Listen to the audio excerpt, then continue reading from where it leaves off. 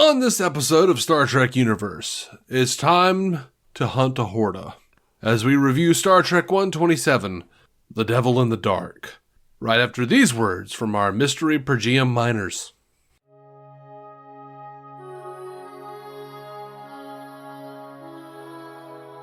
Welcome into Star Trek Universe. We are continuing our rewatch / first time watch of Star Trek the original series. I am David C. Roberson, he who watched, then rewatched, and rewatched, and rewatched, and rewatched, and it keeps going. I'm just waiting for it to end. I am Effie Ophelders, she who had first time watched. Period. That's the only one time I've seen it. Yes. The very brief memory alpha synopsis: the Enterprise arrives at Janus 6, where an unknown monster is destroying machinery and killing the miners, threatening the entire mining operation. Silicon life forms. Silicon life forms. What did you think? Did you like this one? It was fun enough. As soon as I saw the bowling ball, I was like, that's an egg. That's kind of a given at that point. Like, it doesn't take you very long to piece together. So, in a way, the characters are just very slow on the uptake. But other than that, there's some fun stuff. Like the mind melt, once again, an opportunity for Nimoy to act. Something other than emotionless, I suppose. And it's not like we've had two better episodes, I guess, previously. Then so it's been a slight decline, but it's solid. It's fine. I wasn't too bothered by the effects of the time, and it was fine for me. Like, it works. It's just. It's a bit slower, a bit lighter. I have a strange relationship with the Devil in the Dark, and I always seem to remember it as one that I don't care for. But then every time I watch it, I'm like, that was really good. Like, I liked it a lot, and I do very much. I don't think there's ever been a time where I watched it. Or I don't remember one where I watched it and went, "Oh yeah, I forgot the egg thing," because it's like, it is exactly like what you're saying. The second you see the ball and Spock staring at it, you're like, "Oh, Spock already knows they're eggs." Yeah, he's just already not got saying an idea. shit. Yeah. He's just like, I can't prove it. It's just too speculative. It's too speculative because we can't understand this form of life, but there's an egg. Yeah. Like, thank you for at least knowing already what I can already also tell. So in that sense, it has a bit of that insulting your intelligence as a viewer, but it's a fine episode. Then there's a lot of fun character stuff and dialogue stuff that I think carries it through an otherwise not as inspired concept, where it is very much you destroyed eggs, she took revenge. Makes sense. We see the plot here, but there's not much mystery surrounding it. I think it's different though. It's interesting because of the difference it has to the man trap. Where we're looking once again at a last of its kind. And, but here it's a little different because they're saying, like Spock is saying, if you kill this thing, it is a crime against science. Yeah. It's a silicone-based life form. We don't have those. No, exactly. It is, and it is fun to have that divide between him and Kirk, but at the same time, once again, I was also very much like, oh god, we are really not trying to understand anything. We are very much in shoot on sight mode, which is always a little frustrating. Where because I am instinctively like, don't. It would be if that was the right choice, this was a bad episode. Like it wouldn't work like that. We wouldn't have an episode. Yeah. So maybe be slightly more considerate. But he gets there. Kirk gets there. Yes, but one of the really cool, I really like the way they do it, because Kirk is very much like dude, I told you we can't afford to mess with this thing. We, last of us kind or not, sorry, it's killing people. Yeah. Fair, especially without the knowledge of the eggs. Somewhat fair. Spock is like, yeah, I want to preserve it. And then the second that, like, he was like, all right, now you can also try to capture it. Kirk's like, nope, shoot to kill. Yeah. And then tries to take Spock off the thing, and gives him all these, and that's very light and fun, where he's, like, trying to come up with different reasons why Spock should stay behind and help Scotty, and Spock is just refuting him. Do not make sense. Yeah, just refuting him every step of the way, and he's like, all right, come with me. But what I love about it is that once they separate, and Kirk is like, "Hey, I got the thing in the sights." Clearly, Spock has a very emotional reaction and says, "Yeah, he is worried for Kirk. Kill it immediately. Kill it right now. We don't have no. This is your life, Jim. Don't do it. And it's about as emotional as you ever really see him get for the most part, but except for a couple of things." But I'm sure we'll get there. It is really nice because he was so passionate about, like, we have to save this thing. Yeah. And it is a turnaround that's fun to watch because, they don't immediately agree. They both sort of change their mind and then come back together. Mm-hmm.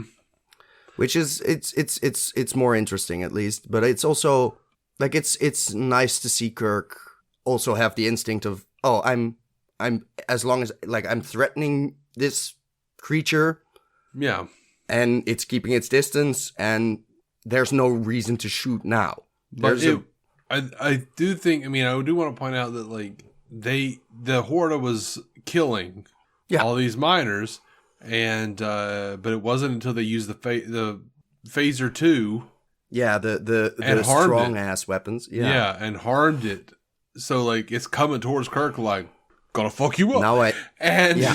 He pulls up the phaser, and it's like, oh, nope. It wasn't threatened before by the phasers because it knew it could take it. Fair enough. Yeah. Yeah. So they had to, like, blast it a bit to, to instill fear. Yeah, fair enough. Okay. So it'd be like, hey, sorry, but it was moving super fast and killing people without even letting them respond.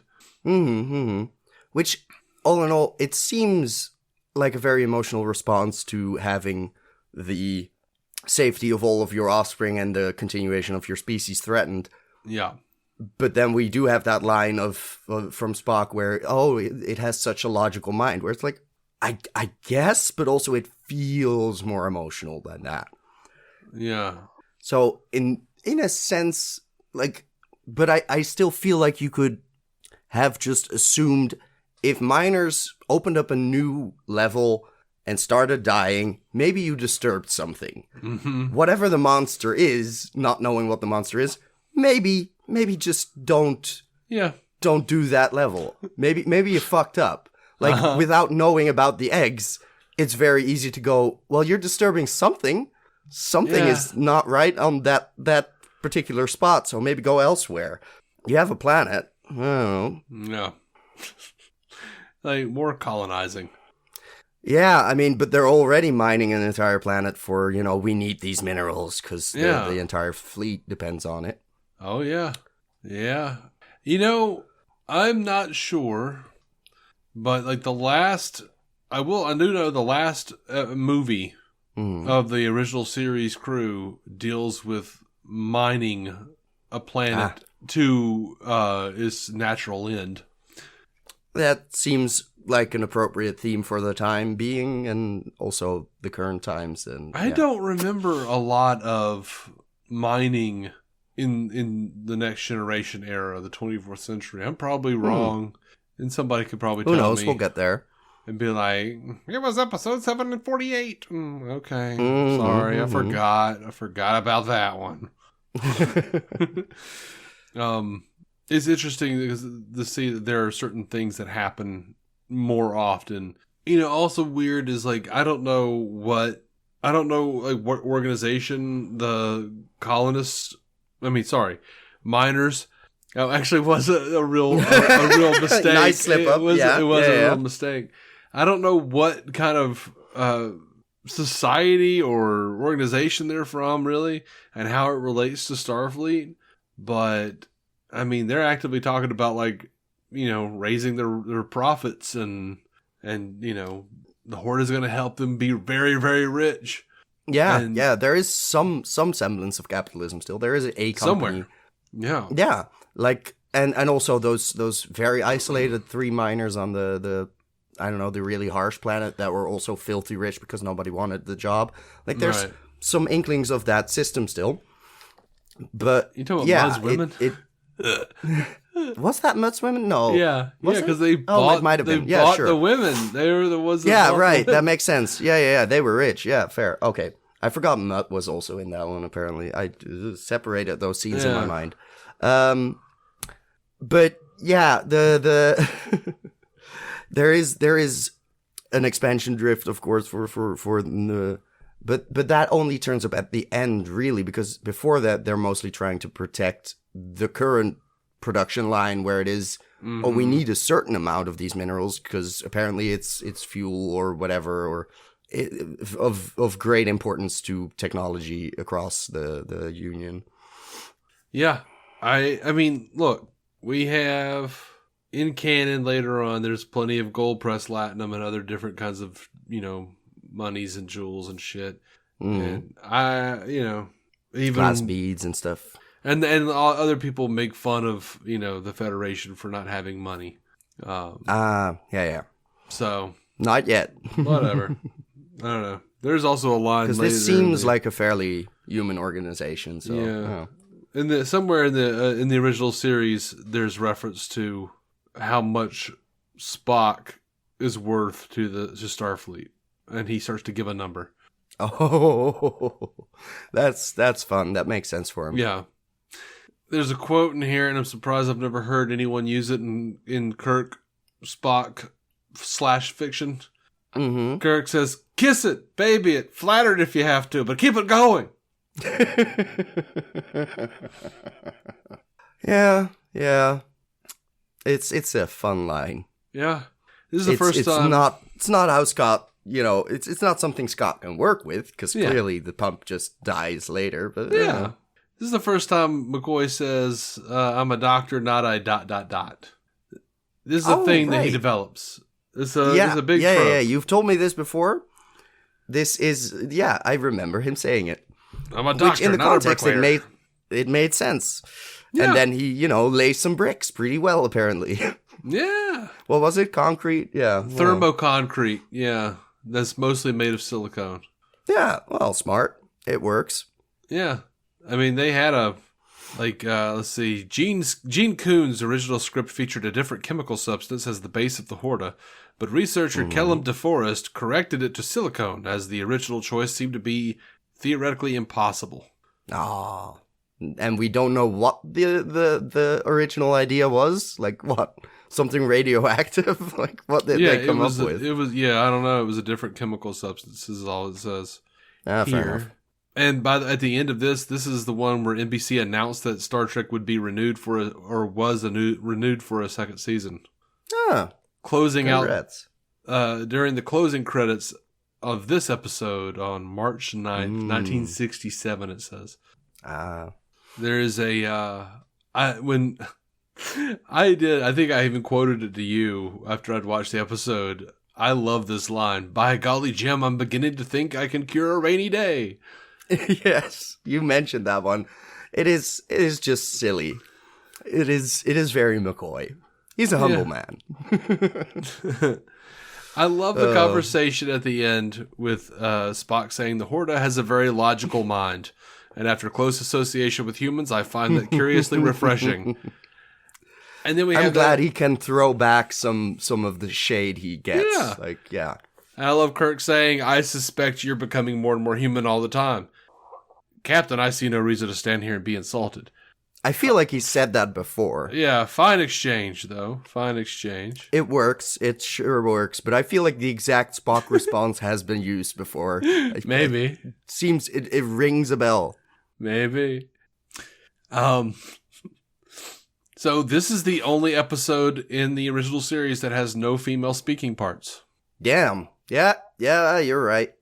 It's a sausage fest, this colony of miners. And according to Memory Alpha, this fact was noted by Gene Roddenberry to Gene L. Coon in a letter reviewing the episode on March 23rd, 1967, where he states, per NBC's continual reminder to us, one which I find myself agreeing with, we should make some more use of females as crew members in Planet stories, or find some way to include females among groups of miners who are here on a planet years at a time.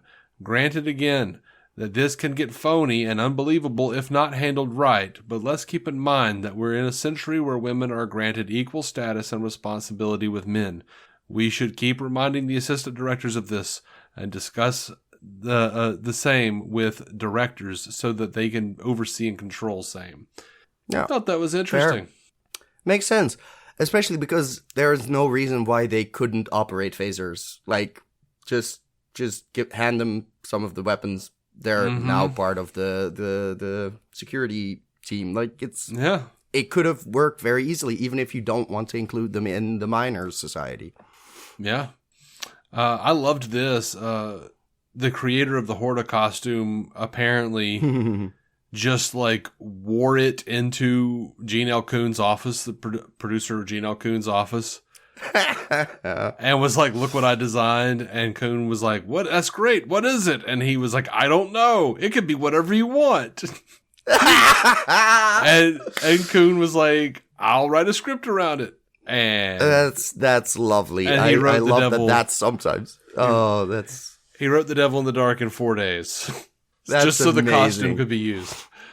I love that. That is a good reason to just be like, well, I got to make something out of this. What does it look like to me? And yeah, that makes sense. Cool. Yep, that was fun. I love that. In his book, Star Trek Memories, William Shatner identified this as his favorite episode because his father died during filming.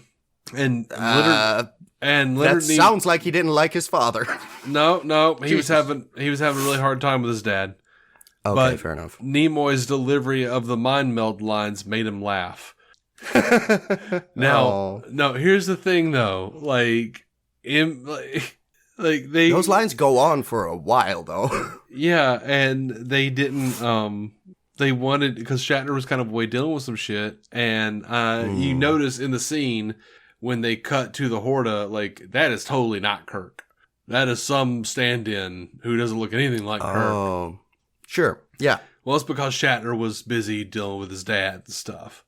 So, a different story that I think from a different Shatner book, I think up till now, but while he was gone, Nimoy was working on the whole pain speech and what he was going to do. Yeah. And then he was like, oh, I heard you got a new thing. When he comes back, he goes, I heard you got a new thing.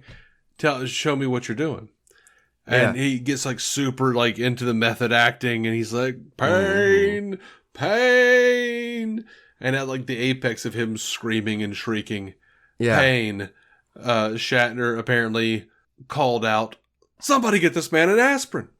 And everyone cracks up, and Nimoy gets furious and runs off. Of course. That was great. Great to know that they could not get along for the life of them. God damn it. They could, but there was some animosity. There was definitely some stuff. Yeah, no. I mean more like Shatner being a hard person to work with at times, and Nimoy being a bit overly serious. It's a fun image in my mind. It makes sense.